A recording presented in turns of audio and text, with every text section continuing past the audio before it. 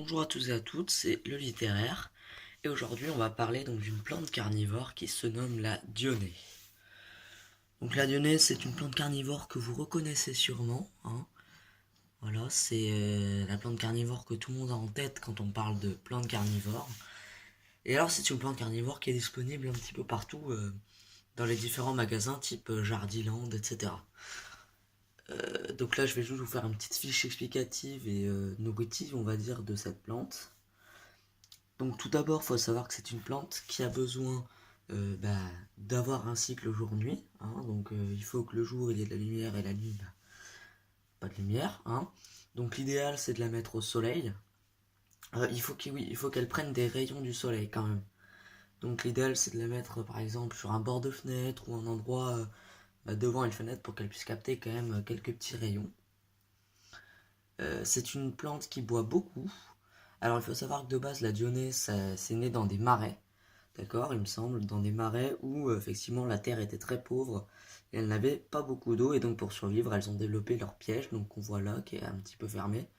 C'est-à-dire elles ouvrent leur piège justement, elles l'ouvrent. Il y a une belle couleur rose qui est à l'intérieur et ça attire les animaux.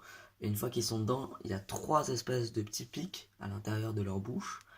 Et dès que ça frôle les trois pics, le piège se referme et l'animal se fait engloutir. Alors, si vous voulez que votre plante grandisse, n'hésitez pas à changer de pot tous les ans, d'accord? Et puis petit à petit, elle va grandir. Moi, j'ai fait l'erreur, c'est-à-dire que de base, quand vous achetez votre dionée, en petite taille, elle est livrée dans un pot comme ça. Enfin, livrée, vous l'achetez dans un pot comme ça. Et moi, j'ai acheté un pot à bougies pour la mettre dedans parce que je trouvais que ça faisait plus joli. Ce qui veut dire que si je la laisse là-dedans, elle va pas grandir. Mais effectivement, on peut quand même voir ici qu'il y a une sorte de pouce de tête. Attendez, il faut que j'essaie de faire un focus dessus, mais voilà. C'est en gros, c'est la tête qui est minuscule et qui commence à se développer, quoi. Bon, un gros problème de focus avec ce téléphone. Donc oui, je disais, donc il faut la nourrir une fois par jour, de préférence avec de l'eau croupie, donc de l'eau de pluie, de l'eau, etc. Donc moi j'ai 40 litres d'eau de pluie dehors que je vous montrerai plus tard, un gros bidon d'eau de pluie, ça fait des années je crois qu'on l'a le machin.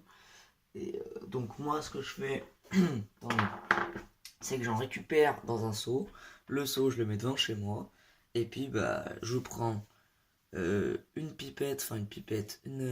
petite fiole comme ça, une seringue.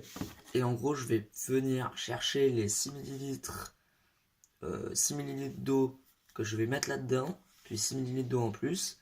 Et ça fera donc environ 12 millilitres pour la plante que je vais lui donner. Et j'ai donc ce truc qui est totalement rempli. Ça, c'est juste au cas où, si un jour je vois qu'elle a un petit peu soif, ou si jamais j'ai la flemme d'aller faire 2 allers-retours de seringue, et ben je prends directement ce truc. Voilà. Tout le monde se dit, la majorité se disent, oui, mais alors du coup, faut la mettre dans du terreau, dans du machin. De préférence, faut la mettre dans de la terre que vous trouvez dehors. Parce que ça aussi, c'est une terre qui est assez pauvre. Et le but, c'est que la plante se retrouve assez dans son élément, même si on n'y arrivera pas, parce qu'on n'a pas la température, on n'a pas les trucs comme ça, mais bon.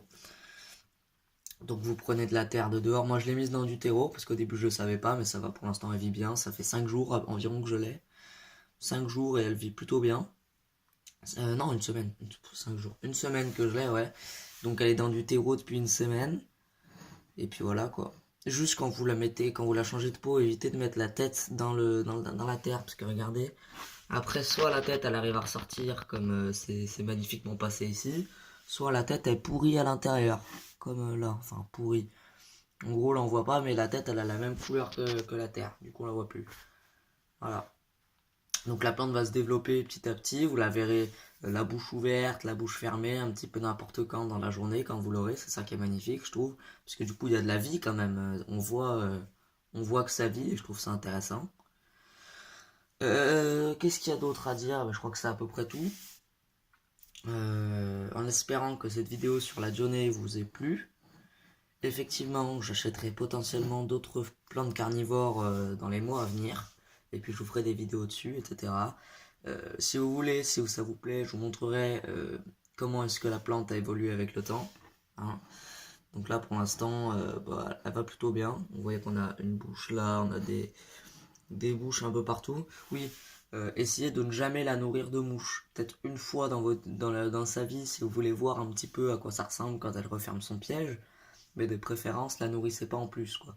Parce que déjà, ce qu'on va lui donner, c'est très très riche, et comme elle a besoin de choses pauvres, elle aura pas besoin de manger en plus, vous voyez.